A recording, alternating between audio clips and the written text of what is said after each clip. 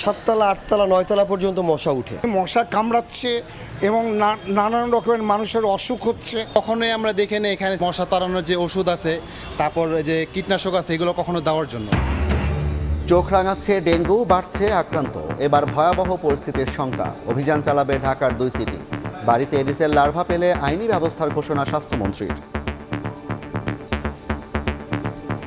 ডেঙ্গুর সিজন চলে আসছে, তো কাজে আমরা এটা আগে থেকে আমরা এটাকে প্রতিহত করতে চাই। যদি কোনো বাড়িতে ঢুকে আমরা ছাদে পানি পাই, ড্রেনে পানি পাই, বদ্ধ ল্যাট্রিনে পানি পাই, মোবাইল কোর্ট সাথে সাথে জরিমানা কর। স্কুল খুললে হামের সংক্রমণ বাড়ার শঙ্কা। ভাবাচ্ছে গরমে চিকেন পক্স ও ডায়রিয়াও। সংক্রমণ এড়াতে অসুস্থ শিশুদের বাসায় আইসোলেশনে রেখে চিকিৎসার পরামর্শ। ছুটির পরে এখন আবার মানুষের সমাগম বেড়ে যাবে, রাজধানীতে স্কুল কলেজ খুলে যাবে। আইসোলেশন রাখা এবং তার ট্রিটমেন্টটা কন্টিনিউ করলে সংক্রমণ যাতে না ছড়ায় সেদিকে খেয়াল রাখতে হবে আমাদের।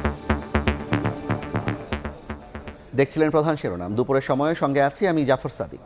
এবার অন্যান্য শীর্ষ সংবাদ।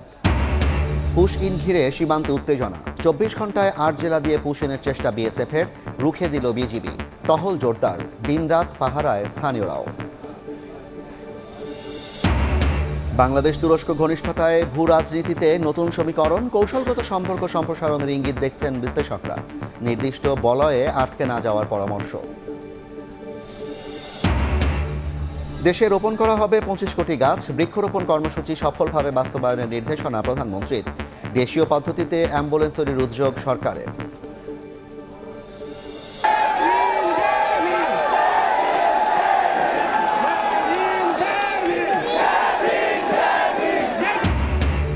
বিজেপির বিরুদ্ধে ধর্ম নিয়ে রাজনীতির অভিযোগ জেনজি নেতা অভিজিতের। দিল্লির যন্তর মন্তরে ককরোচ জনতা পার্টির সমাবেশ, বেশ কয়েকজন আটক, বিপুল পুলিশ মোতায়েন।